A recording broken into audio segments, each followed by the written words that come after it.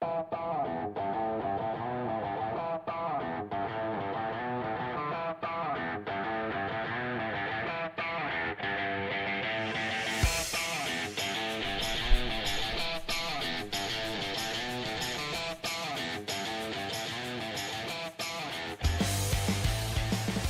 right, good afternoon and welcome back to our FOMC report this afternoon. So I'm not usually on for these, but it'll be nice today to come on and see what we got going on in the markets today. Peter, how was your morning and part of the afternoon so far? Well, morning was pretty light. I didn't get any trades off this morning. Early this afternoon, I did get one or two trades. I did take a long on Apple. It didn't last very long. It was a good bounce off the bottom on volume, but anyway, stopped me out. Watching AMD right now as it moves to a high of day. I'm hesitant to jump into anything because I don't know what the market's going to do, right? Is it going to pop or is it going to drop when the rate announcement comes out? Could go either way. Usually my play is on the bounce. Because often we see these things move in a direction and the other. So anyways, we'll be watching. That's why we're here, right? Let's do this together. We'll see what happens and how this market is going to move. Absolutely, friends. We'll look at some of the tickers. Me and you, before we went on, we're talking about AMD. My goodness, where is AMD going? Just rocking here, friends. Look at this move, hitting high of the day and rocking. So I am out of my Tesla, unfortunately. I should have held on longer, and I didn't. I was out here. What? What happened? I did. You know what? I started P Capital meeting, and I did not set my range orders, but I started a P Capital meeting here at 12 with some of our mentees there, and I'm like, I can't focus on them and watch at the same time. I'm gonna get out, and I did, and it would have went much lower. So. But the plan was to hold until right now, so we can talk about your trade, Carlos. Absolutely, we can still talk about it, but I'm not in it. But I am all right. not Well, in it. look, you made money on it. That's awesome. So yeah, it was a great trade today on Tesla. All right, friends, over on YouTube, and we also live on X as well. So welcome to both parties there as we get ready for this FOMC minutes coming. Just less than 5 minutes here. As we prepare for that. And Peter, have you taken any trades? I know you left with not much trades today, I believe. No. As I said, I just had that opening trade on Macy's that didn't last very long. I had a reversal on Apple, that didn't last very long. So no, it's been a pretty light day for me. I'm sort of waiting for these reversals. I called out CoreWeave. Didn't actually end up getting a trade on that because I saw it too late. That wouldn't have lasted long either. So yeah, nothing I've got really would have been a big trade today. So it's all good. That's okay. There are days that are like that. But here, let's talk about the Fed because we only have a couple of minutes before the rate announcement. And for anybody that hasn't seen this, I trust that many of you are experts, that you've been through this before. You know what it's going to look like. But I'm sharing a screen if you want to go to it, Carlos. But we could talk. So in 4 minutes, 3.5 minutes, we've got this FOMC. So what happens is the announcement comes out right at 2, which is in 3.5 minutes, and the market's going to react. The algos basically are going to read the press release. They'll see it before we do. The market is going to move in one direction, almost guaranteed. Nothing's 100%, but this is 99.9% guaranteed. I just don't know which, up or down. It's going to move. And then with a lesser percentage, maybe a 90% certainty, at some point it's going to reverse and go back to roughly where it started. Now, that may not be the next minute. It may be 1 or 2 or 3 or 4 minutes later, but it almost always does that. That's going to be the first move. Then we're in a wait period. We're going to have to see what the market does. Then we're waiting for the press conference to start, which starts at 2:30. Now, when the press conference hits, Carlos, I'm not sure if you arranged to have like a live feed, if we're going to rebroadcast it or not, but we'll see what happens. If not, we'll keep you updated. But basically, it's Powell hits the stage, and he does usually fixed comments first, right? Which is going to be nothing special. He's going to reiterate the position of the Fed about the responsibility on maintaining, a stable market and maintaining the economy and blah, blah, blah. It's the usual stuff. But what's interesting then is the Q&A. There's live reporters in the room with them that have a chance to answer questions, and it's always the Q&A that causes the market to move afterwards. So we're going to wait and see how that goes. So it's not going to be exactly 2:30. It's probably the, 3 or 4 or 5 minutes of fixed comments. plus any delay, of course, if they don't hit the stage right on schedule, and then we'll start to see what happens with the Q&A. So that's sort of the lineup for today. As you can see, expectations are still they haven't unchanged. Let's update this and just make sure. But I think they've remained unchanged throughout the day here. We've got basically almost all sentiment is on an unchanged Fed rate, which certainly currently sits at 3.75. Yeah, 3.75%. Remember, their objective was always to keep it below 4. They are. Likely it's going to stay unchanged. All expectations pretty much are unchanged here, except for this. There's always got to be some dissenters. 1.1% say maybe something else, and they actually are thinking an increase by a quarter point. But that's pretty much everybody thinks the same. So that's good if that's what happens. It's bad if that's not what happens, or if you're, like us, if you're day trading, that might actually be good because if it comes out with a rate change, that'll be completely unexpected, and we're going to see a big move. So one way or the other, we're just under a minute away. Again, it's almost certain it's like right away this thing hits, and we're going to see what happens. So let's go. Yeah, the SPY is it's Yeah, going to move. see. It's almost guaranteed. Watch it not move, and you guys are going to say that he doesn't know what the hell he's No, talking about. Peter was lying to us. Yeah, why am I watching this? They don't know what's going on. But we should get some kind of reaction here. We'll see. Looking forward we'll to see. It really should. We're again 20 seconds away. Watch your own charts. Keep feels in like mind, another open, another market it open is. feels like here. It essentially is. And remember, YouTube's on a couple second delay. So whatever we tell you, by the time it gets fed up to you in YouTube, it's a couple seconds late. So here we go. We just ticked over, and we'll see where is the market going? Nowhere. What's happening? Peter's a liar. Let the algos. Let the algos Peter's look a at the info. liar. There it is. A little movement. Got to read.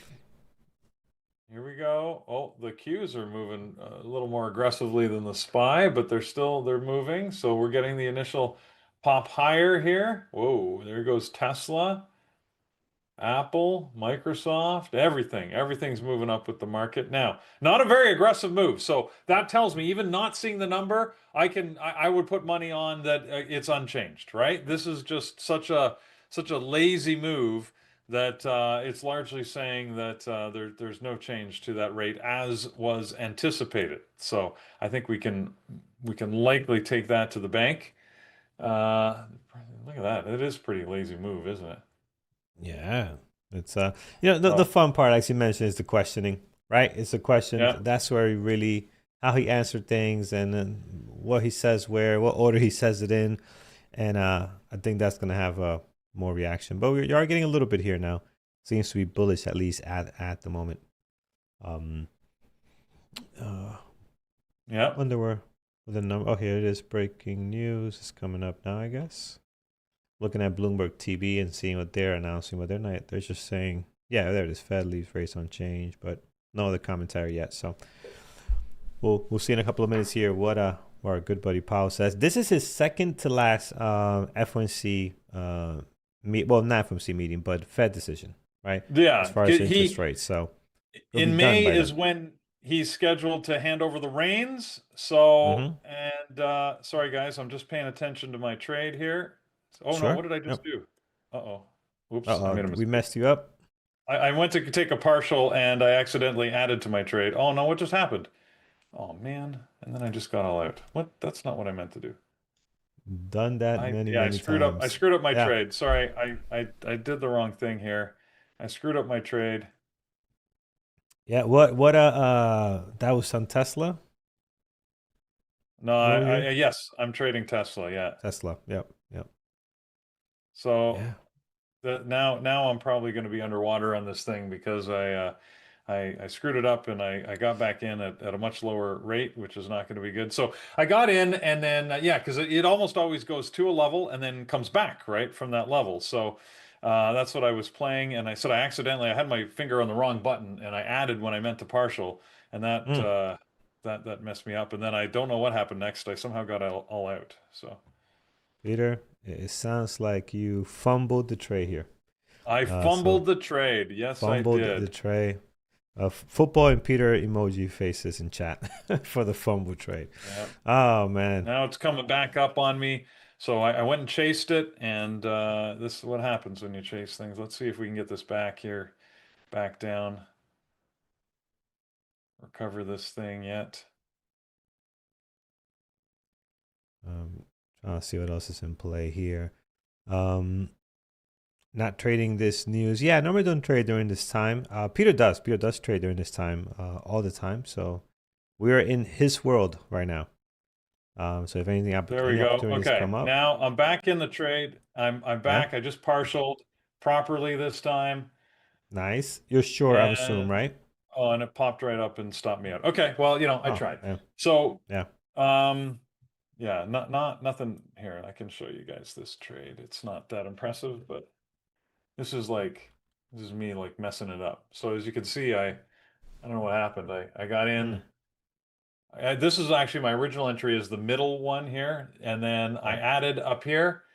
And then I was going to partial. You can't really see my cursor, but and then I was going to partial down here all in the same minute. Instead, I added to it Oh, by you accident, add it. Yeah. and then I hit Ouch. another button by accident, and I got all out up here, which I didn't mean to do, which gave me a small loss. And then I re-entered quickly here. I added back over here again, partial down here, and then it stopped me out. So, anyways.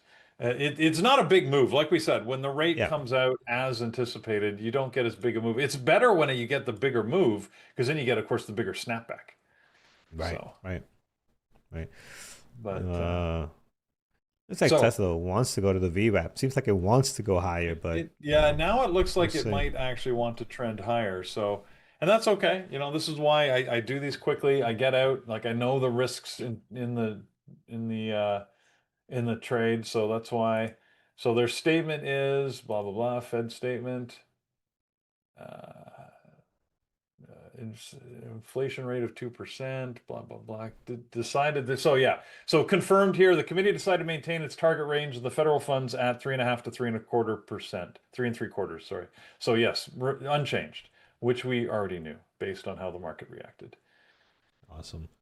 So, All right, very good, very good. I just want to test the volume here, make sure that it's working for when he does go live, so we're not fumbling later. So I'm just gonna switch over here to the stream that we're gonna be looking at, and I'm just gonna make sure you guys can hear this audio nice and clear. Kept him on the sidelines. Governor Waller. Oh, I got myself. I gotta probably mute a stream because I'm hearing myself in the back. So maybe my own stream is on somewhere. So let me do that. Good. This is why we test before. Very good. I'm gonna mute this here on YouTube. there you go. And on X. All right. And we'll try Boy, that again. I'm still watching AMD here. AMD, it's getting all sorts of volume. It's moving aggressively to the top side. I don't know what's going on with AMD. Does it have some news? Yeah, AMD's loving life right now, I gotta tell you. Because if I look at other ones, and Nvidia starts to move a little bit, but nothing like AMD. AMD's been, I want to say almost all day, but the last hour or so, it's been really, really nice. So that's trading very, very well. Okay, let's see. How about you guys in chat? How do you guys do today? How's the trading morning? Doesn't seem to be any big news here on AMD. It's just It's all day, man. All day for them. They just been, Where's the all-time highs? Are we? Oh, no, we're very it's far way from that. higher. Yeah, they're falling back here when it comes to that, but everything else is near that. At least MU is. So that would be a monumentally stunning day if they hit the all-time high. Oh yeah. No. They didn't realize how far they were from that. Quick questions. What moving averages are on your chart besides the VWAP and the blue line? So I got a couple just moving averages. They are the 9, and they probably should look at 1 minute here. So I got the 9 moving average, the 20. These are both EMA, and then I got the 50 and the 200 SMA, right? So these are more for the bigger time frames when I'm looking at daily or so forth. Really the 9, the 20 for us intraday, and the 5 and the 1 minute and the 1 minute are really nice. Like clearly here AMD is just holding on to the 9 and just taking off. So It'll be interesting to see what that brings a little bit later as far as opportunities. Maybe, Peter, maybe some reversals for AMD. I mean, this looks very aggressive right now, the way it's moving. Yeah. So here on I'm 500 waiting as well. for it. I'm waiting for a reversal on it. That's my signature move. So we'll see where it goes, but I don't see sign of reversal yet. And it may not. It may reverse without giving me a sign because this has been Yeah, going up so aggressively. I mean, look at that volume. Look how the volume has ramped up over the last I know. last That's yeah, for 30 minutes or so. Like it's really just been it's been almost like a crazy. So mini market open there for them. yeah. That's strange. No news behind that. That's pretty interesting. At least I no mean, news that we know. right. No news that we that know. the Correct. that the open public knows. So it could be that as well. We'll see. I'm sure there's news. Someone knows something Yeah, or they're thinks they know something. not sharing the information here. MSTR, let's take a look. MSTR is another great short today as well. Actually did trade very nice. You can see here, beautiful drop and then recovering lately. Right at VWAP. I have not traded a VWAP breakout at this time of the day. So I don't know how successful that will be. I know you guys are mentioning here, possible VWAP breakout. We will have to see. We will have to see. What's required to see a webinar from Dr. V? She is tonight, I believe. She's on the schedule for. Let me check. I gotta check the website, but she's on the schedule. You gotta have a BBT membership to see her. But she is on tonight. Is it tonight or tomorrow? No, tonight. Tonight, No, it's actually, 8 Wednesday. p.m. Should be tonight. Yeah. Oh, Wednesday. Yeah, Yeah. Wednesday. She is, for those that are not aware, she is doing Let's Become Self-Regulated to Increase Trading Performance, 8 p.m. tonight. So you do have to be an elite member to get access to that. And again, she is awesome. She'll be on tonight going over her presentation then. All right, excellent. No idea. While we're waiting, Martin. Carlos, you want to Yeah. we could do I've only got I didn't get, everything is being shipped in separate packages, but I went to my door earlier because the doorbell Yeah. rang. Hold on. Oh, Oh, did you get your new machine? Oh, there it is. Nice. 34-inch wide monitor. That's that curve. That looks curved a little bit. yeah. Yeah. Good, man. So I wasn't planning a big unboxing ceremony, but I've got so I'm gonna try a curved monitor. I hear it's not for everybody, that it can cause like I don't know. It does for some people it hurts their head, so we'll find out. But I have seen a Micro Center, the real big ones. It's just way too much. That one seems okay, but the ones like extra wide, like basically you're wrapped around, yeah, those could mess you up a little bit. But the one you have, I think you'll be fine.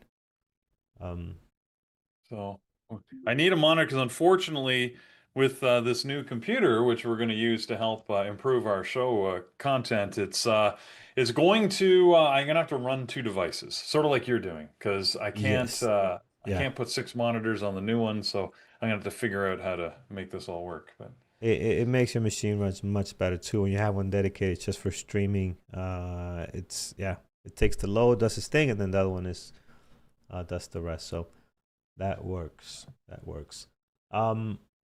All right, excellent. MBIS was another good one today. Great recovery from yesterday's sell-off. You guys remember this thing sold off pretty nice yesterday, and is coming back here this morning. So pretty good stuff there for MBIS. And let's see here. okay, Silver, so pretty much flat. market up, market down. Look at that. So we're back. I use two 32-inch curved monitors. Love them. Oh, there you go. Okay. Well, I'll find out a giveaway of this monitor. No, then I have to ship it to you. No, shipping. Yeah, we're not into that. We used to do You know what? Because iPhone we get used giveaway, to, laptop giveaway. yeah, Shipping, nah, we it's get just too used to much. this shipping for free from the big guys. But when you try, have you ever tried to ship anything on your own? Like it's really expensive. It's I expensive. Yeah. I think in my head, oh, it's free because I buy like stupid stuff from Amazon and right for like $5 and they'll ship it to you for free. And but then try and ship something on your own and you're like, why is it $47? Yeah, obviously, they get better rates. But yeah, the shipping is incredibly expensive. I gotta tell you. Yeah. Um, Someone left. They were hanging out with us for a couple of days, and they left something in my car, and it was a pair of glasses. And to ship them, a pair of glasses, the box and everything was like $45, $50. I'm like, it's going to Minnesota. Like, what? It's not going across the world, but it is very, very expensive. So That it is. Hey, while we got some time here, I also want to give a shout out to my new buddy Comey, and because I just had I had a call with him. So we're going to Egypt. The Bearable Trading. Some of us are heading off to Egypt for an yes, adventure in the desert and it's going to be pretty awesome. We got a number of members that are coming with us, and I'm going. My daughter's supposed to be coming. I hope she hasn't, she's still going. But anyways, it should be exciting. I'm really looking forward to it. We actually leave, Carlos, next week, so at the end of yeah, next week. So we're gonna have to make some nice. plans here. I'm going to do the pre-market show for my hotel in Toronto before I jump on a plane because my flight is at noon. So we'll be with you for trading next. That'll be next Thursday. Yeah, So yeah, that'll be pretty cool. And then yeah, and then hopefully we'll get to you live from different spots in Cairo on the coast, and then of course down in Luxor. So that should be pretty cool. But Comey, who's an Egyptian who has lived around the world, uh, agreed to talk to me and just give me some idea of like some of the places to go for food and the things to see and do, and I really appreciated that. So it was pretty awesome. nice, man. That's He awesome. sent me different. Carlos, here's one of he said you got to go to this restaurant. Here's a picture from the restaurant's webpage. And if that doesn't make you hungry, then you're Oh, a vegetarian. that, Look this at is gonna that. be such a great trip, man. Yeah. Wish I could I go, mean, but come on. I can't. But this is gonna be such a great trip, man. The Yeah. food and everything is gonna be amazing. So, um, Yeah. definitely, you guys are gonna have a He great time. also he told me you got to go here, the Elmina restaurant, where this food looks awesome too. This is good fresh seafood. This is right on the Red Sea, so they catch it, and then serve it to Ooh, you that same evening. look That's at this, beautiful. Peter. Well, what's going on? The spy's taking a little bit of a dive here out of nowhere. We're getting a Anyway. bigger reaction than we did when the minutes Yeah. came You out. know what? I Did wish did I Powell should have trip on the way to the podium? What happened? well, That's a I bad should have sign got if he back did. into that short maybe. Oh, I can imagine how And that looks now. on did I because the Tesla short, yeah, it Yeah. held up here for just a minute or two. And now look at that. That would have been a good drop. So John Thompson, I love that. Powell said good afternoon. mm, Or better yet, let's say he said good morning and instead of good afternoon, the right thing, then start on the wrong side of things. But he's not even on yet. We still got 15 more minutes from him. So this seems rather rather interesting.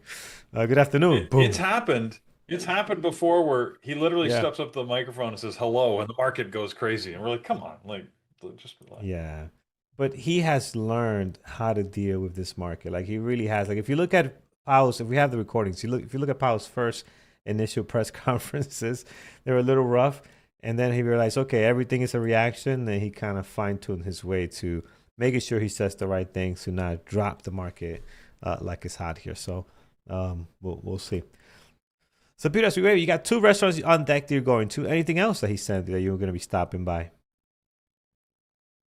Yeah, yeah. He's a number of things to go do some of the traditional things, right? You got to go in the pyramids and go in the pyramids Yeah. and crawl through the different tunnels. That's one of the things we've already planned to do on our trip. And he gave me a number of different restaurants to go to. Of course, he helped me understand what to do in taking the train. I plan to take a train all the way. It's like a 14-hour train ride from Luxor all the way back up to Cairo at the end of the tour, which should be awesome. You get to see the countryside.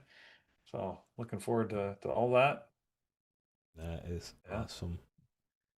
Travel setup. So travel setup that's a good question. So I've got a laptop that I use. It's a gaming laptop, but I really got it just so it had the external graphics card, which unfortunately is a little bit of a power suck. And then, hold on. Oh, where is it? Right here. And then I've got two like 15.5-inch monitors that I set up here beside the laptop. So I end up with three basically, 15-inch screens that I can trade off of, and it's great. These things are great, man. They're super cheap. They're like $100 each. I think I paid less than $100. You can see they're pretty thin. You just slip them into your backpack, buy your laptop, and you're good to go. All Yeah, that is awesome for that price, man. Can't beat that. Yeah. So anyways, yeah, it's pretty straightforward. So I trade with three trading terminals, three monitors, I guess, when I'm traveling, and obviously I've got the 6 when I'm sitting here in the house. Yeah, sweet. So Fire Baked Clay sounds like you joined it a little bit late. Yes, the rate was unchanged at 3.75%. We're now just waiting for the press conference, which is going to start in about 10 minutes, thereabouts, right? Assuming they're on time. And yeah, we probably will see more market reaction afterwards. We can see the market dropped. Well, it popped a little bit to begin with, and then it's dropping. So. Yeah. Nothing major. Too big. Yeah. We'll nothing see. too crazy. It's often on it a right bigger now. reaction again at the press conference. That's my expectation. So.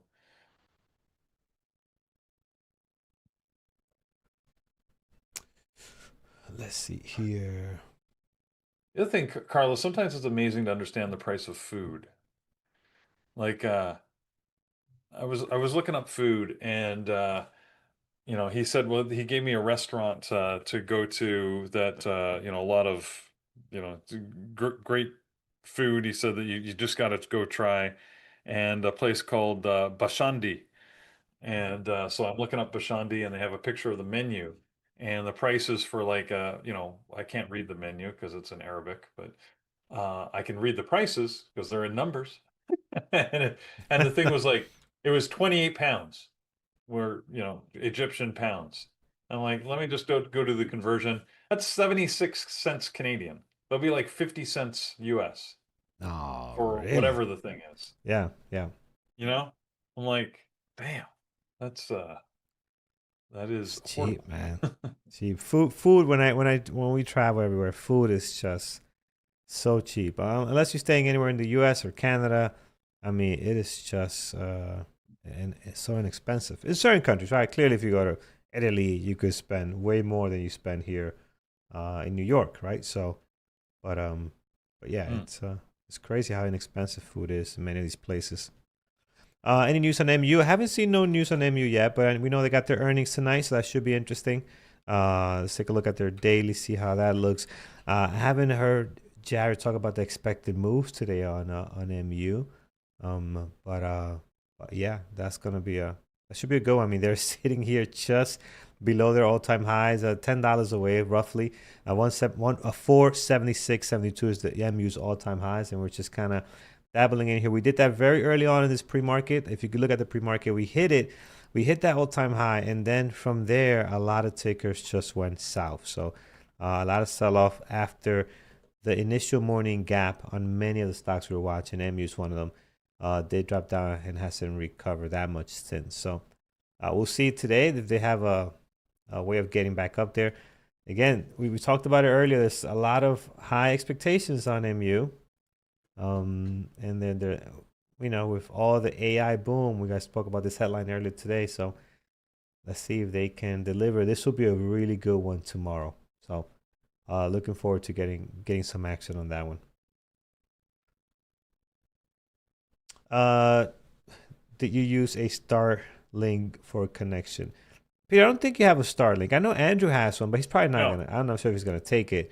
I know Andrew's done his Starlink from the mountain, and it works actually pretty good. He was able to trade Streaming, not so much, but a few times he has used it and it worked very well. And I think they used it also when they went to what was the last trip? The Portugal? last one that the group did was Spain. Spain, yes. And cold I and think they were rainy. using it there. Yeah, I almost went, but I was like, you know what? They don't look too warm, man. Doesn't look that cool. interesting. Cool and rainy. It wasn't like freezing. All I saw was Paris with a coat. Every picture, I'm like, yeah, I think I'm gonna stay home. But I'm glad I did. We had a big storm here, and it was just a mess. That would have been rough for the wife. So, all right, let's see here. Let's see what we're going to get. Let's see what's gonna happen with our beautiful tickers here this morning, and how we're going to react. Is Powell going to leave with a bang his second to last meeting and do something unorthodox? That'll be interesting. He does, but I highly doubt it. Job gains have remained low, unemployment little change. Just read some headlines here from Bloomberg on the Fed. So, Fed repeats inflation remains somewhat elevated. Oh, we know that. Everybody knows that. Let's see how Powell words it when he comes in. I am worse at trading the news. Yeah, I'm not a good news reaction type trader. I am horrible at trading also the earnings, right? So I don't do either one of those two at the time it's released. Next day, after the fact, yeah, great. I love it. But right when it's released, I'm not a great trader, and particularly because I don't have a trade book or strategy for it. Doesn't mean there's nothing wrong with it, but you gotta have a plan, and I don't have a plan for earnings. So I see Jared do really good trades on earnings. He does his reversals type plays, which do very well. But for the most part, that's not me. Hello from New Jersey. Ah, nice. Hello. The dude from New Jersey. Jersey 98. All right. Welcome to the stream, my friend. 98, yeah. Welcome to the stream. You could have run into him in the street for all you know, Carlos. I might have stopped by him. He's that dude from Jersey. He's that dude from Jersey. Oh man, gotta love it.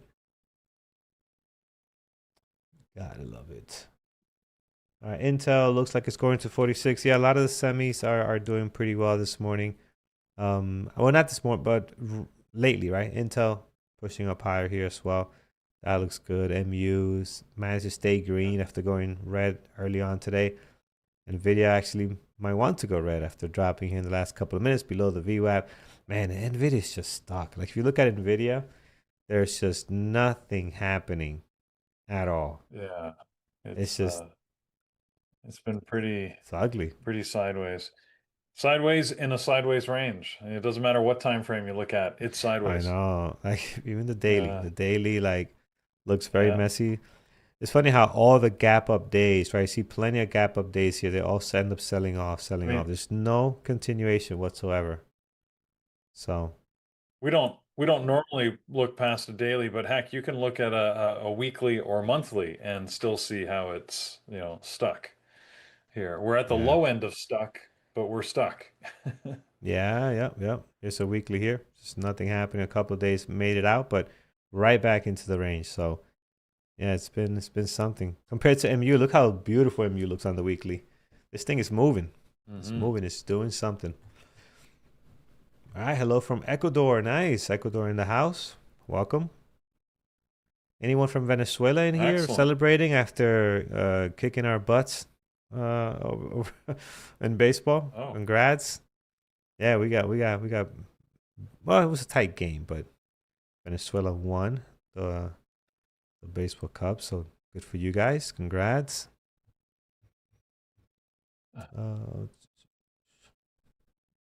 Nobody from Venezuela? No? This AMD, Carlos, it did hit a high and in reverse. Again, I didn't get my signal I was looking for at the high. I would have loved to have shorted this, but didn't quite give me the entry, which is unfortunate because it's pulled back a good dollar, $1.50 now from that Mm-hmm. high. And Yeah, I see that. I was looking for a trade opportunity on it, but didn't quite materialize. Yep, yep, yep. Nothing happening there. Hmm. Looking what else is in here.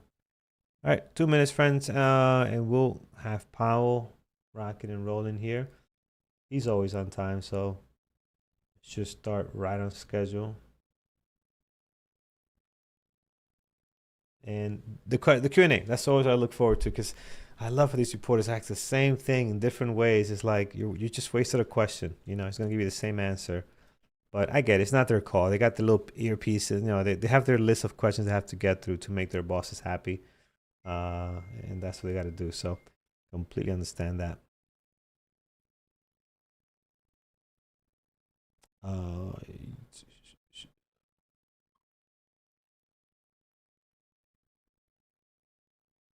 So let's see.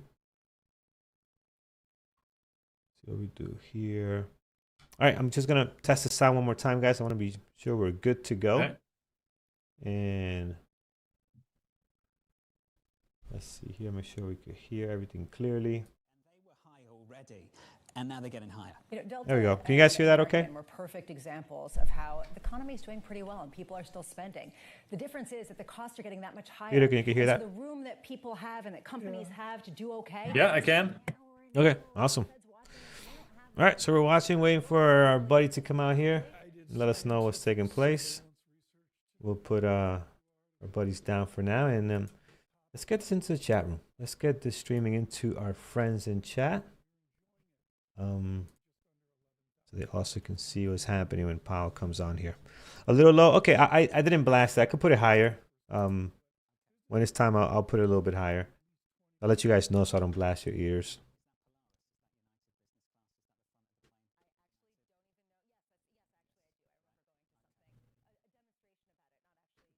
And right now they're not talking about anything, so we're just kind of waiting for him to come out. So let's get this in the chat here as he comes to speak in a second. AMD's pulling back a bit now as well. Let's see if that's gonna stick.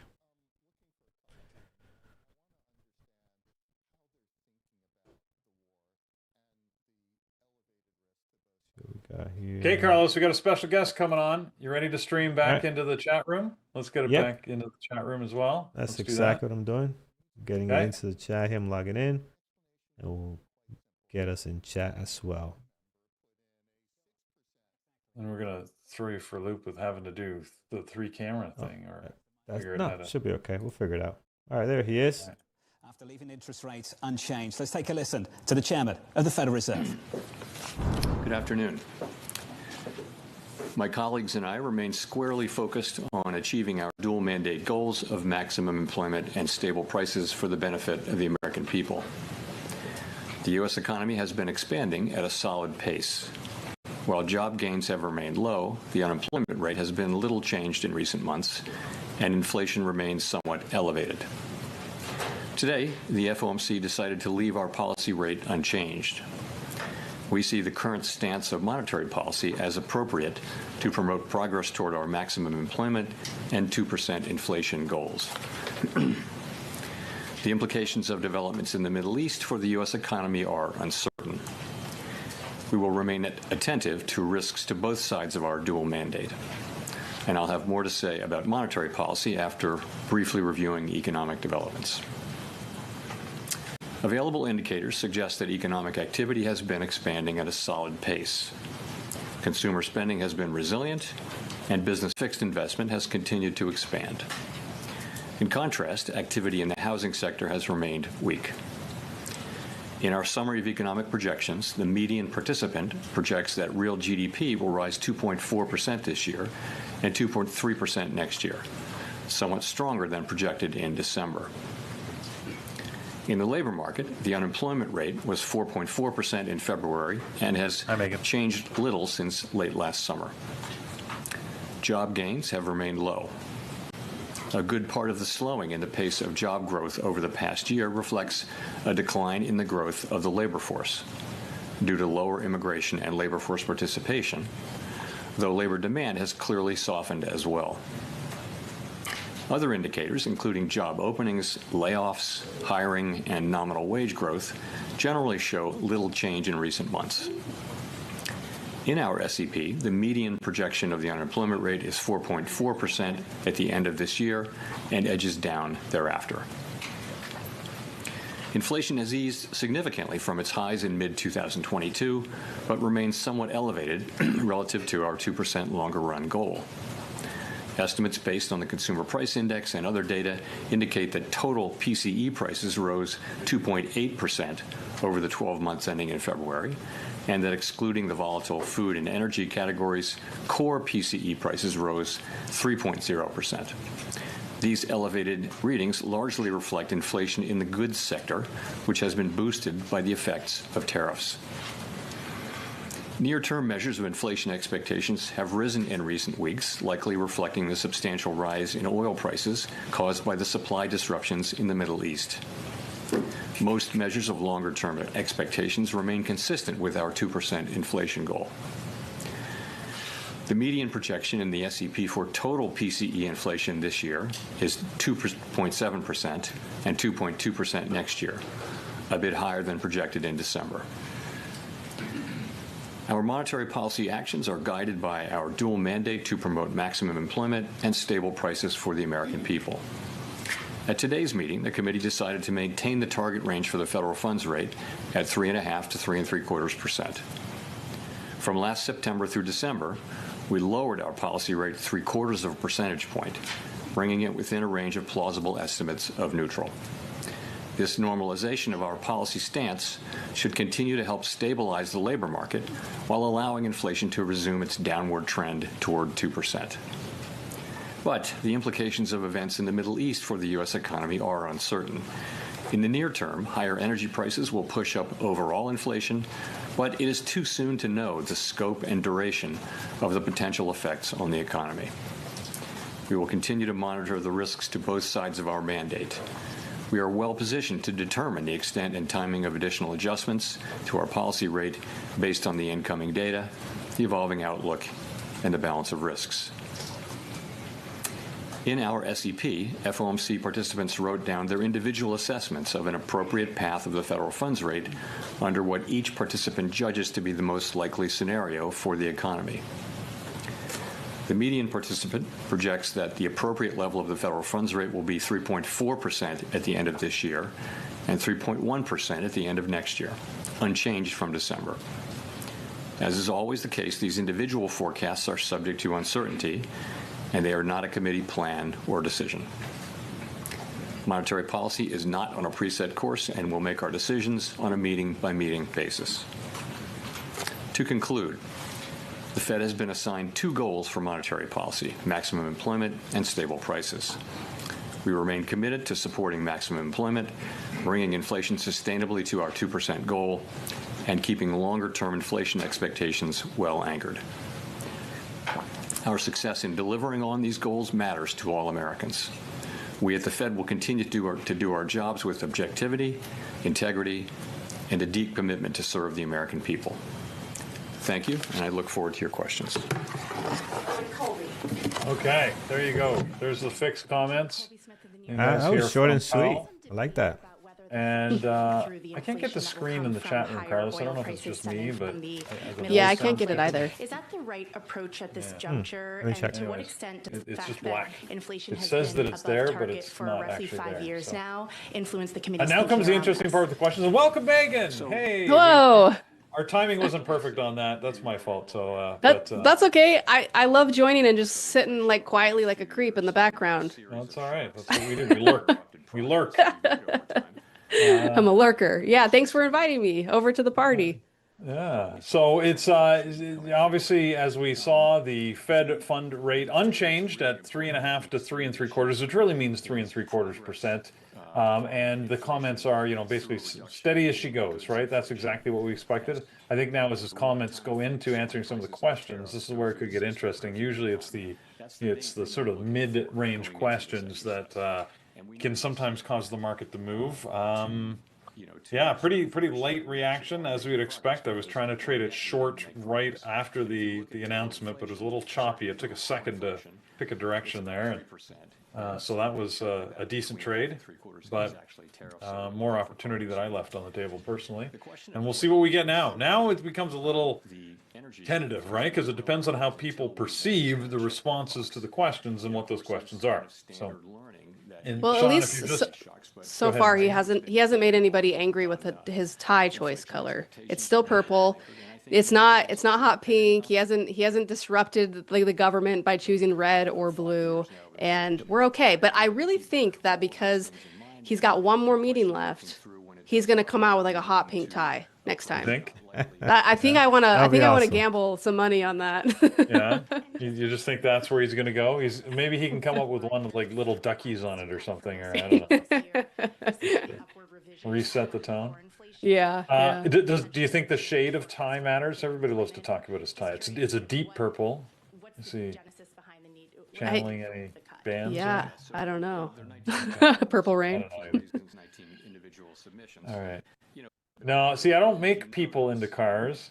I just tell you what I think of the cars. We had this whole conversation on cars earlier because Andrew apparently is getting a new Lambo. He's Okay. leasing a new Lambo. So, anyways, we ended up with this whole conversation. People asked me to describe what I feel different cars. What would I be? Don't hold out. No, What I would wasn't be? describing people as cars. That's not what I do. I just say, like, I have a general perception of what different car brands, what the owners of different car brands are like. So, Like John and his Tesla, you see, know? but John doesn't fit the mold. That's the problem, right? He's not. Yeah, Volkswagen is a curious one. Volkswagen is like, if where I'm in Canada, if you buy a Volkswagen, it's like, I just want to buy a regular car that just I don't care about, that I just drive every day, but I forgot that I'm in North America. That's what a Volkswagen says. Okay. Whoops, I forgot. So,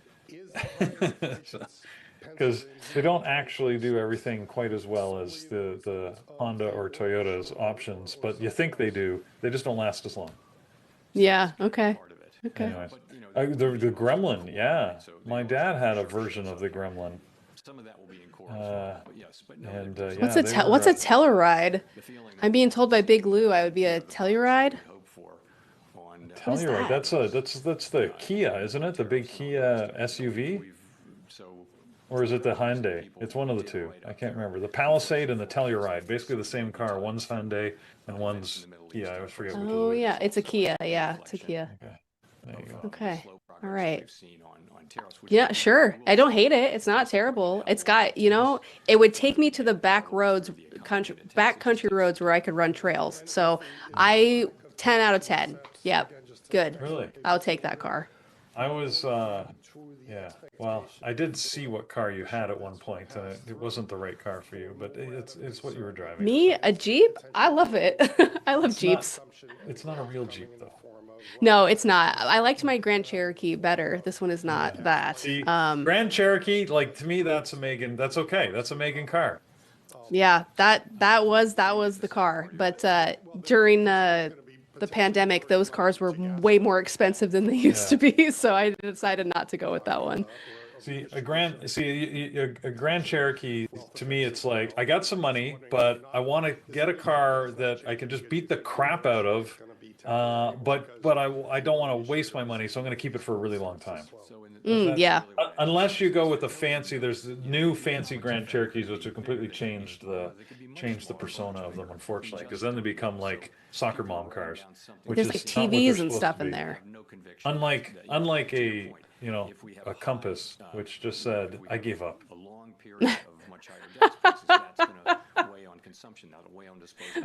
I went into the dealership thinking that I was going to get something cool and gave up halfway and left with this. You realize that is the car that I ended up with.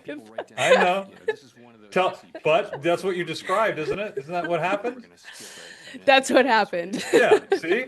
That's And this is just making me miss my old Grand Cherokee so much. It was black on black, black rims, black car. It was amazing. yeah. That's all right. One day I'll have it back. But yeah, Teddy's calling out the Wagoneer in the chat room. Yeah, that's what it is. That's the one that's got the screens and stuff in it. There you go. See, Dave Clark? Is that what happened to you? Is that how you end up with a Compass? I mean, that's what happened to everybody. You go in all excited. Oh man, I'm gonna get a cool car. I'm gonna get a Jeep. It's gonna be awesome. And then you get in there, you look at the prices, and then you convince yourself this will be okay. And then you're 6 months in, you're like, that was not. A Yep. I made a mistake here. But now you're stuck with it because you got the lease or the payment plan. Mine will be paid off next month, thankfully, and then I can decide what I want to do after that. See, there you go. Dave knows. That's exactly what it is. You know what I drove when I was test driving stuff, though, that I actually was surprised I really liked was a Lincoln. Yeah, they are. That is a nice car. Yeah, you were driving one of the SUVs, like the. Yeah, and it had a mode. Yeah, it had a mode in it called Excite, which really that really spoke to me. Like you just put it in Excite mode, and I don't know, you just go really fast or something. Okay. Well, there you go. All right, guys, we're still answering questions. We're getting some of the boring questions here. They're just asking about the impact on the dollar. We really want the controversial questions to come up. And yeah, I had my heart set on a Lincoln Aviator for a while, but then I couldn't do it. I just didn't trust the reliability, unfortunately. So. And but in any event, all right, we don't need to talk about cars. See, this is my fault. We'll get back onto it. But yeah, I'm obviously the market is not taking almost no reaction so far to the comments. Again, normally this is when the market starts to move a little bit more, and we see a little bit more reaction. So we need Powell to get himself all excited and go crazy with some questions here, and then we can have some fun. If you ask oil companies about doing more drilling, though, they're going to watching here to see. Maybe I should put my headphones on. I can listen into what Powell's saying at the same time. I'm just trying to read the transcript as we're talking. For the war, and they're going to want to believe that that's going to be. Did anybody take any trades into FOMC out of curiosity? $70 a barrel, and then they're going to start drilling or whatever. Jeremiah, I think that's Megan's car. I could see Megan in that. That's like a California Bronco. Yeah, that's my dream. It's actually it's on my list. Isn't that the car that the guy on Shrinking has? Yeah, that is. That is like the exact color and everything. Yeah, that's the car. That's exactly what he's got. Yeah. Anyway. All right. So some people took some trades into FOMC. We've got Coin. Yeah, Coin has been very, very strong lately. The whole crypto market has been very strong. But what did Coin do today? Did it actually? Oh, you got a nice bounce actually into FOMC. Nice. Caught $2 on it, Nan. Great. Okay. Yeah. It actually made a bigger move than I would have expected, and bigger move than most other things that I'm watching here.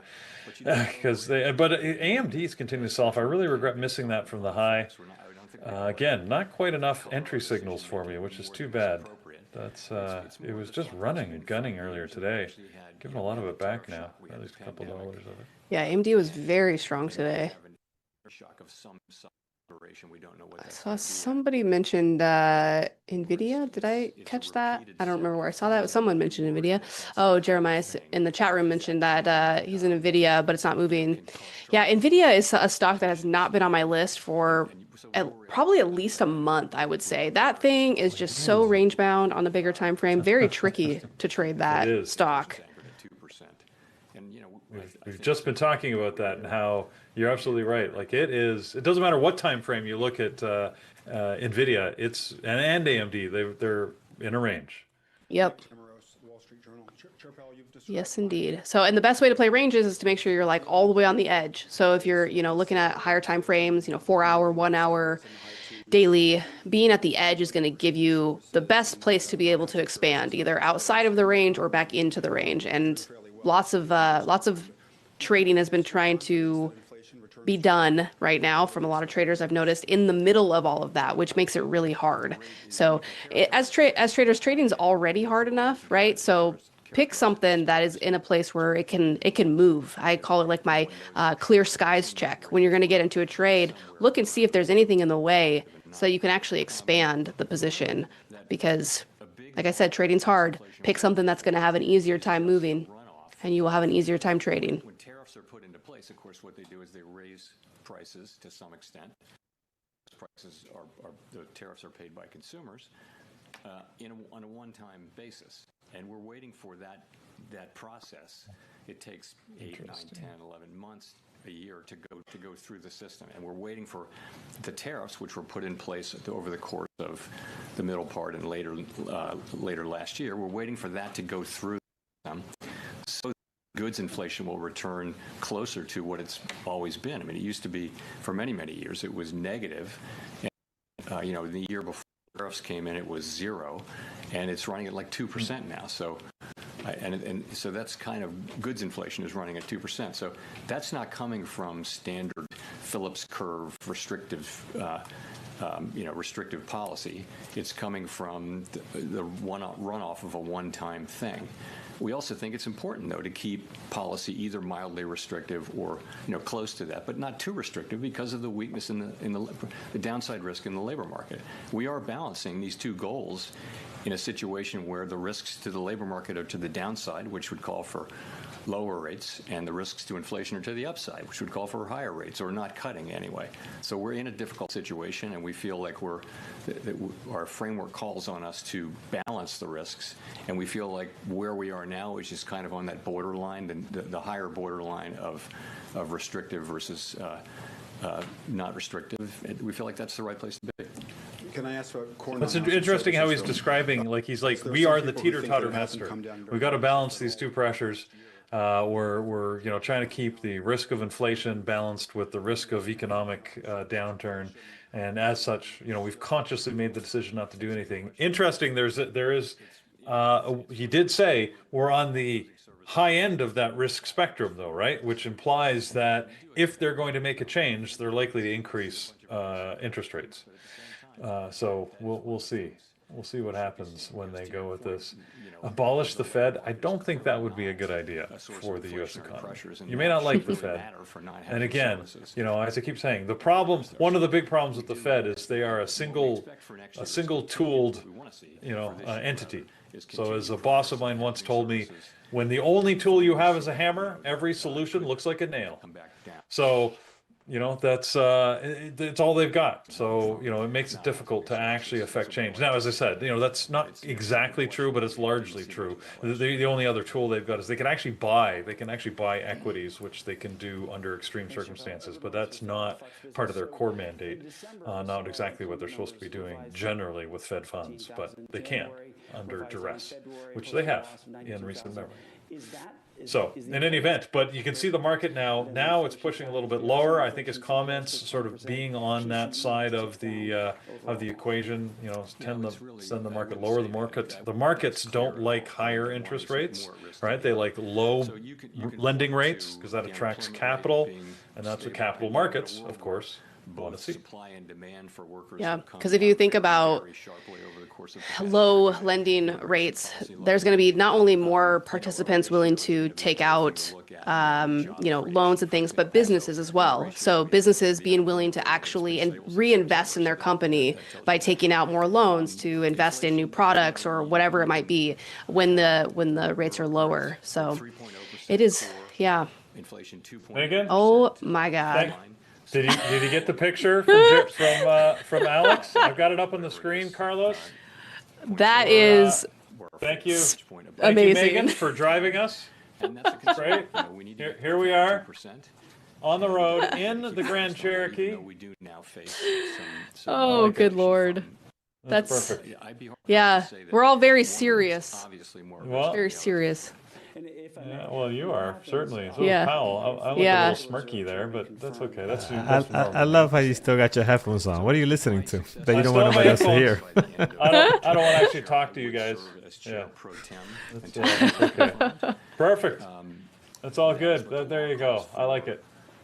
That's what we've done on several Nice. occasions, including. I will say, and like, that's what we're gonna do. we are in a very kind of sketchy territory for an FOMC meeting, just being that the market has been in distribution for what feels like, 2 months or so, and we're starting to maybe leave that. And if we do leave that to the downside, the next phase is going to be an expansion to the downside, or a contraction phase, or a markdown, or a bear market, whatever you want to call it.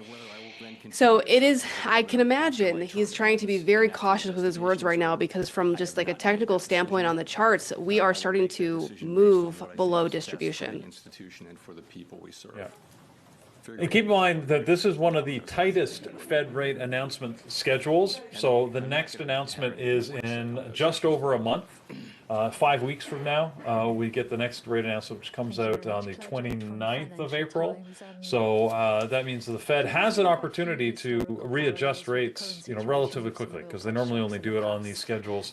I can't think of a time recently where they've moved outside of the schedule. You'd have to have some pretty extreme economic events to make that happen, but they typically don't like to rock the boat. And as Megan pointed out a little earlier, this is also Powell's last Fed, last time as chair when the rates come out, because after the April announcement, the next one is June, and I think it's sort of the second. It's sometime late May when he hands the scepter over to whomever his. Have they announced? They haven't announced who the next person is yet, have they? I know they had a front runner. Yeah, I'm not sure if it's been confirmed for that guy. I forget what his name is. Starts with a K, right? What we can see in inflation expectations. And just Forgot his name. Just on the BLM. Warsh, yeah. Yeah, Warsh. Is it like Ken Warsh or something like that? Yeah, Kevin Warsh, yeah. There you go. That reminds me of when I was younger and I had neighbors from Texas, and they always said Warsh. The walkie-talkie and Warsh. I'm going to wash the clothes. Oh, I see. Wash the clothes. I think that, yeah. Well, he's actually a Warsh. So I think take the two together. In a way, the January. I do think that look at the AMD's really. It's given up all those gains it made earlier this afternoon. That's a nice up and back. Anybody catch AMD for me? I would love it if you guys caught it when I called it at the high. I'm now, of course, increasingly disappointed in myself that I didn't at least take a risk. On the February report. Notwithstanding that, so what do you see if you take a step back overall? That's the best move I've seen in AMD in quite a while. The thing that I think nice to see. People on the committee are concerned about is just the very, very low. Probably angry at me. AMD's moving because it's showing me that it's still got life after I bought a new computer and there's no AMD in it whatsoever. So. Oh no. You have a mistress, your computer mistress. Apparently, it's Intel and NVIDIA inside. So no AMD chips going on. With very, very low, non-existent really growth in the labor force, which of course we've never had in our history. Oh, you got a dollar scalp? Well, that's a dollar more than I got. So. Employment growth equilibrium. Now that's balance. Okay. But for me, only after a lot of whiskey. And time I would say that. Hey, did you go out for St. Patty's Day, Megan? No, I did not. I did not. But my dad, that's like his favorite holiday, and he gets up at like 8 o'clock, and he was dressed in like a kilt, and he was like at the bar with his friends. I'm like, man, he goes all out. One year he had his hair all painted green. So if you wonder why I am the way that I am, it's because of my father. But no, I didn't do anything. Did you do anything, Peter? I'm sure you drank some whiskey. I did. I finished up my bottle of Writer's Tears. Then I got in on the proper 12. But other than that, I got to drink some Irish whiskey. But other than that, no, just took it easy. Changed in the world that makes supply shocks more common, and does the central bank need to start taking account of the risk of supply shocks as a more common problem? We did go through a long period where the shocks were all demand shocks, and so we've had a lot of practice about supply shocks in the last years for sure. A much more difficult thing because it does immediately raise the question of. We are starting to fill a little gap on SPY. Has the world changed? I mean, COVID from Monday. Thing, right? this energy supply Manny, shock I is a don't one-time know. thing. It's not because of some broad tendency or anything, I don't think. And you know, They the no oil shock mention on the under, bottle, with so. Ukraine was also a consequence of military action. So I don't know. All right, Caleb, in the chat room, you're asking, no, the announcement was no cut. Steady she goes, rates unchanged. People have written that paper and that speech. That's the announcement. A number of times. A number of people have tried to make the case that that is the case. And in fact, we have seen more supply shocks in the last 5 years than we've seen in the many years before that. They're asking them actually good questions. It's good to see reporters asking some, decent questions here. Communication strategies, including the SEP, as part of its framework review.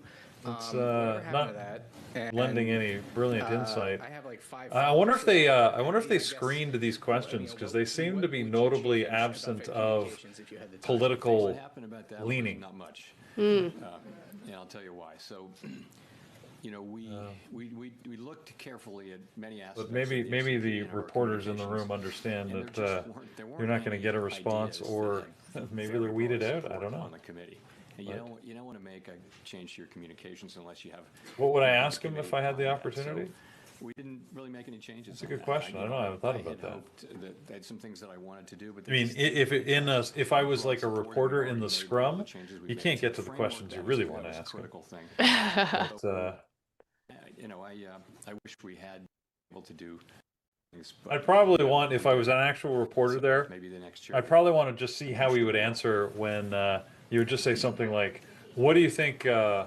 What do you think the greatest threat to the the U.S. Economic policy is right now?" Leave it open. See what he does with it. Two-sided guidance Jerome policy. Was that Porsche. discussed today? And given inflation expectations, how much support for a two-sided policy warning would there be?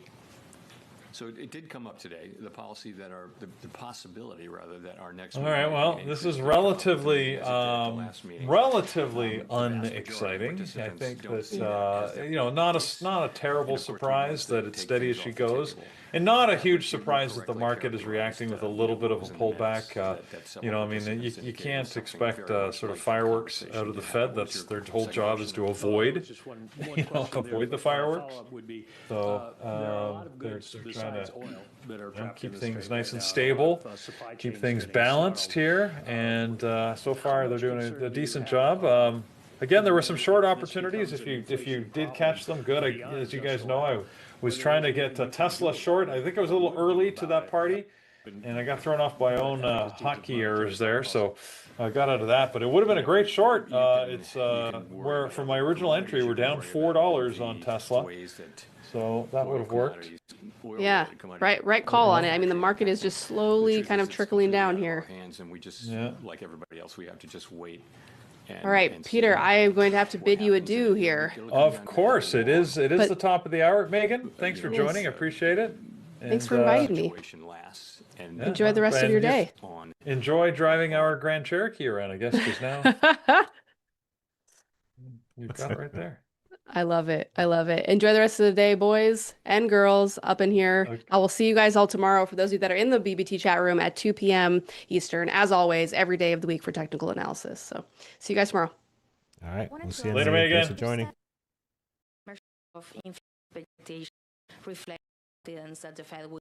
Okay. Okay, bye. All right, so Megan's off, guys. I think we're heading to the end of this, Carlos. I mean, we can stay around here. So they're going to be asking some more questions. Actually, I'm surprised. Sometimes these have gone pretty short. I imagine that we've got a number of questions. If Powell's willing to answer, they're going to keep asking. So yeah. Usually, I expect these they go for maybe another 15 minutes, and then usually start to wind down. Yeah, sort of die off here. Wind down as they announce the last question, and the market gets to resume its previously scheduled activity, which frankly was not a lot. I mean, this is continuing in the direction that the market had been going all afternoon. It just accelerated it a little bit, but I said nothing extreme. So that's good to see. Again, we don't want to see huge reactions. We've had that in the past. For anybody that was around back when the Fed was like rapidly changing interest rates as they were trying to react to rapidly changing economic conditions. Yeah. right? And that the market was just it was going on tilt, and it was really causing some problems, because then you just had so much uncertainty, you didn't know what to do. So this is actually better, and it means for better trading overall, right? In the short term, there's better opportunities when the market goes nuts, because you can take these sudden moves, but for the long run, the sort of more structured trades that I like to trade, frankly, are better off in a calmer market. Discussing the risks of Yeah, slowdown 100%. in growth, and at a time of where inflation remains high. It really doesn't seem that most members are penciling in a slowdown in growth. No. But has there been any discussion of the risks of stagflation at this point? Yeah, So there's a people question actually right now about stagflation. He's growth busy forecast answering quite that. right. I love And these think terms. that's I love. probably I to mean, do that's not a with new just term. It's been growing around for quite a while. confidence But in productivity. that, of course, as soon as he addressed that question, that brought in a whole bunch more questions. If there have been any discussions about the risk of stagflation, stagflation scenario. Yeah, so as I mentioned, there's tension between the two goals, right? The upward risk for inflation and downward risk for employment. So, and that puts us in a different situation. When we use the term stagflation, I always have to point out that was a 1970s term at a time when unemployment was in double figures and inflation was really high and the misery index was super high. Add them together, you get the misery index. And that's not the case right now. We actually have unemployment really close to longer run normal, and we have inflation that's 1 percentage point above that. So calling that stagflation, it's not. I would reserve the term stagflation for. He's challenging the term. Yeah, the misery index. That was Manny. That was something that different era, right? Between the Back in the late and we're trying to 70s, early manage our way 80s. through it. I It's a remember very when that difficult term was situation, but it's being nothing bandied like about. what they faced in the 1970s, and I reserve stagflation for He that. said the not to, word for because that it's not period. to the Maybe same that's just me. extreme, right? We don't have double-digit unemployment. Elizabeth. Thanks so much. Elizabeth Schulze with ABC News. But Gary, that's President pretty Trump much what he says said, that oil yes. prices and overall inflation will go down very rapidly as soon as the war ends. Do you agree with that? I don't have a forecast on that. I When don't we're know. thinking about Oh, here's a controversial question. Oh, and he just they've been facing sidestepped these it. higher prices for years. They've seen an almost $1 increase in gas. How worried are you about households, especially lower income families, being able to afford those price hikes? And should people be bracing for higher costs, including for food now? We don't know how big these effects are going to be, and I don't want to characterize them in any way. Of course, people are already seeing gas prices. Gas prices are up on $1 a gallon. We hope that isn't for a period of time, and of course, we'll feel. I speculate of what that might mean, because honestly, that would sound like I have some idea of what's actually going to happen, and I don't think anybody really does. We're going to see how this works out, and I just would leave it at that. Oh, he's okay. So he's ducking and weaving on all these questions about oil prices. Yeah, It's not all a the good surprise. ones. I mean, Yeah, all the good ones he's look, ducking. It's a good question to ask him. It isn't his job or the place of the Fed to really talk about commodity pricing. He can talk about the inflationary effect of it, but again, remember, they're a reactive body, right? Their job is not to try and predict what's going to happen. It's to react to the data and then act. So I give him a little bit of a pass on that, but it's much better. If you remember when Powell first got the job, he would have been going on about that and providing opinions, which usually caused the market to go crazy. He's clearly I think he's had some media training since then. Oh yeah, no question. He no doesn't question. answer those questions. Oh yeah. Powell, you can skip this question. You know that, right? You just say no comments and move on and dance around it. So. Well, Evolves. I guess sometimes you got to try. In the Middle East, that's going to be a big factor, and we'll Gotta know shoot that. your shot. And I don't know how it's going to affect our thinking. I really don't. And we did talk about alternative scenarios a little bit, but it's just I wouldn't bring that in here. It's very uncertain, and I just want to remember that we don't know, and we shouldn't assume it's going to be one thing or another. We're going to see. So is it a matter of you don't know how the situation itself is going to evolve, or things remain, or the economy still remain relatively durable in face of them? Yeah, that's true too. No, I mean, the U.S. economy has just, made it's been strong through a whole bunch of challenges. I mean, if you go back to 2023 when rates a lot in 22 and 23. And close to 100% of economists called for a recession, which didn't happen. In fact, 2023 was a really strong year. So the U.S. economy has really been just doing pretty well through a lot of significant challenges over the past few years. It's been amazing to see. And I don't know what's going to happen in the next intermeeting cycle, and I don't know what's going to happen in the Middle East. I wouldn't want to speculate.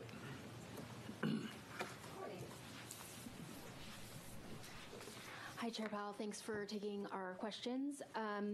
What makes you so certain that tariff-related price increases be a one-time effect? I don't think we've seen you since the Supreme Court tariff decision, and it's pretty clear that none of us know what the extent of the tariff shock will be as the administration moves to replace some of the tariffs that were overturned. So I suppose I'm curious, what would make you question this certainty that tariffs are going to be a one-time price effect? Well, I would not at all use the word certain about my views on that. I'm not certain. I'm uncertain. But just if you think about what it is, it's a one-time increase in the price of a good, right? And what inflation is ongoing increases in prices this year, next year, the year after. That's what inflation is. It's not a one-time price increase. There's a very, very big difference. The public doesn't really focus on that, but that's the difference. And tariffs should be in theory, unless they cause people to start expecting still more tariffs the next year and still more tariffs the next year. They should be a classic one-time thing. People say the same thing traditionally about an energy price spike, because traditionally prices go up and they come back down. And by the time monetary policy would react, it would be over. So I don't have tons of confidence on that. I mean, I think that the theory is probably right, but as usual, the time it takes to get all the way through the economy is just very uncertain. And we found COVID that the inflation did go away, and largely for the reasons we thought it would, but it took 2 years longer than we thought. So I think we have to be humble about knowing how long it will take for tariffs to go all the way through the economy. And so what we've been doing is, our staff's been doing, it's very interesting. They started off with just an estimate because there wasn't a real history, and then they've built, based on the history that they're seeing, tariffs coming through into prices. They can now have an arc, and for all the tariffs, they can say, well, so we have, I think, a slightly more confidence that we will see tariff inflation coming down, not prices, but you won't see further increases, and we should start seeing that more and more in the middle parts of the year. We do expect that. Now, you're also right, though, that the level of tariffs came down fairly meaningfully in the wake of the court decision, but the administration said they're going to move they're going to get that rate right back up to where it was. So, and we assume that they'll do that over time. So that's how we think about it. Thank you. Chris Rugaber. Hi, thank you. Chris Rugaber at Associated Press. You talked about the shortcomings of the SCP in this environment. I wanted to ask about, or throw in an additional thing, which is the fact that it's happening before transition. Is there still some value, perhaps, in the public knowing what other Fed officials are thinking, the ones who will stay on for the rest of the year and beyond? And does that even handicap your successor in any way? Well, just in terms of having a whole expressing its views locks them in for the rest of the year. No. We never. The SEP is never. People are more than happy to change their SEP dots. They're no way bound by them. It's your opinion at a moment in time, which can change based on events. Sometimes very quickly. So it never locks people in.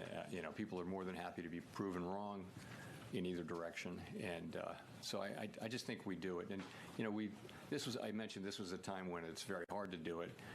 During the pandemic, we actually took one meeting off, I think, but we don't like to do that just because it's hard to do. We should just keep doing it.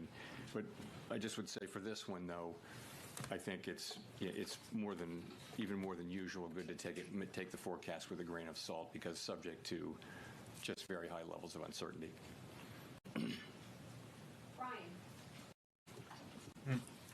He's being very cautious on these questions, especially about his predecessor, Yeah, or sorry, his he- successor. Yeah. He's trying to say, no, don't worry. It's going to be steady as she goes. Nothing we're doing is going to handicap or inhibit their ability to make decisions. I mean, that's Yeah. what you'd expect. Yeah, that's your respect from Powell. Let's do this, friends. We're gonna continue. I was just gonna keep the stream going here, but we're gonna cut in the chat room because I think the show for 3 o'clock to 4 starts now in the chat, and we just keep the YouTube stream going for you guys with the Powell stream here into ends. And me and Peter are gonna just hang out in the back here. And Peter, are you going to the chat room? I believe you said. I guess so. Yeah, I'm in the chat room now, so we'll head right over there and Okay, get things sweet. going with them. So thanks everybody. I'll see you later. But yeah, you can keep listening to the Fed rate decision until it ends right here. Thanks for joining us. Thanks for staying.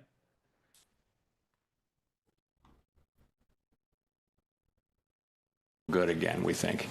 But you're right. When you talk to people, they do feel squeezed, and there are areas where prices are still going up, like insurance. Various different kinds of insurance are getting more and more expensive, and that's just catching up really from inflationary pressures that take a while to get to the price, into the price.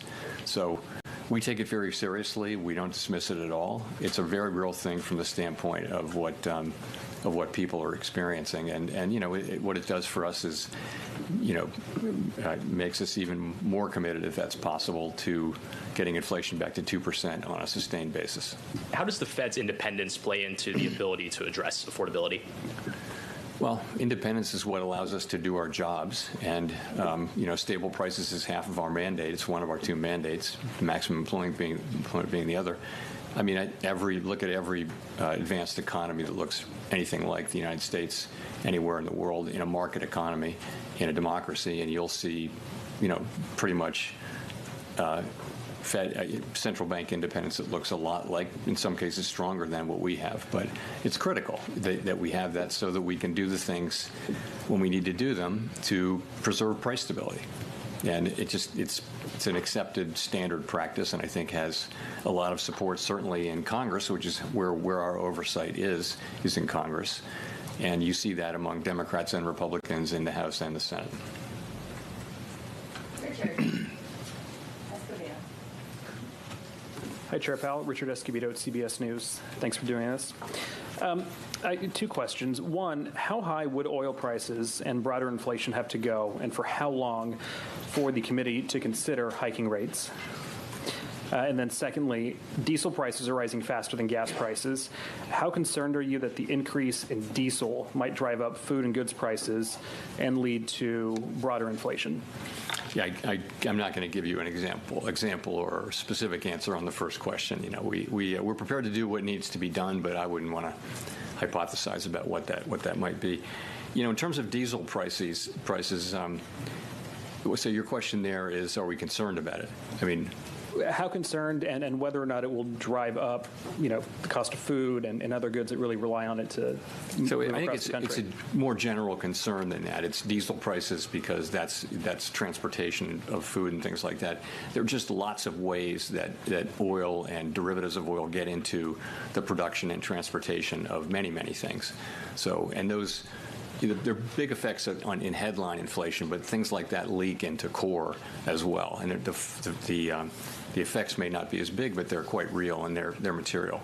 So we are aware of that and we're watching it, but we're right at the beginning of this, and we don't know how big we just don't know how big this will be and how long it lasts. It may or may not be something that really makes a big imprint on the U.S. economy. We're just going to have to wait and see. Thank you. Archie, for the last question. Thanks very much.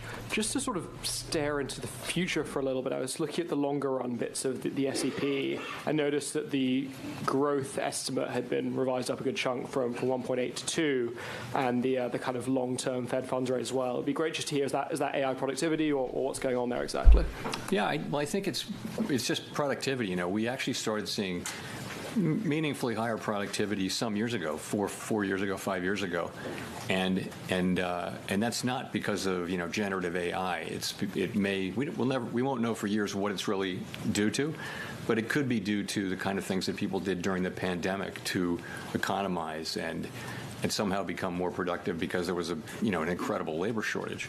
But I think economic forecasters are very skeptical of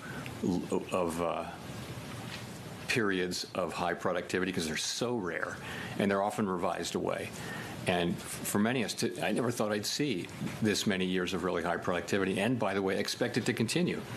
And we haven't really started to see the effects of generative AI, and that should certainly contribute to that. So it's quite unusual, and it's this is the higher productivity is the thing that allows incomes to rise over time.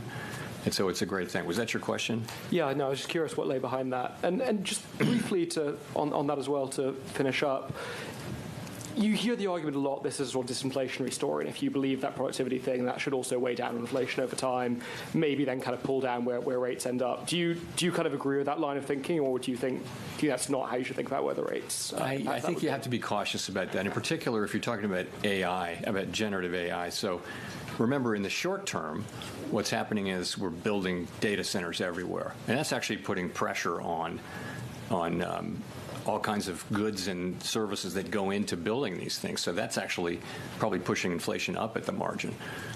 In addition, it probably raises the neutral rate. So in the near term, you're not looking at something that would immediately call for lower rates or that would be lowering inflation. Over time, though, sure, it can be if it's expanding potential output, which is what higher productivity does, then it actually can be. But I think it's an empirical question because it's really is the demand growing faster or slower than the supply side. And I think we just don't know that answer ex ante going in. We'll just have to wait and see. Thank you very much. The chairman of the Federal Reserve. All right, friends, there you have it. Thank you guys for joining and sticking around. Hopefully you guys have a great evening. We'll be live again tomorrow at 8:30 for the pre-market prep, so join us for that. And then tonight we have MU, so let's see what MU does for earnings this evening. So friends, take care, have an amazing evening. I will see you guys tomorrow at 8:30. Have a good one, guys. Take care.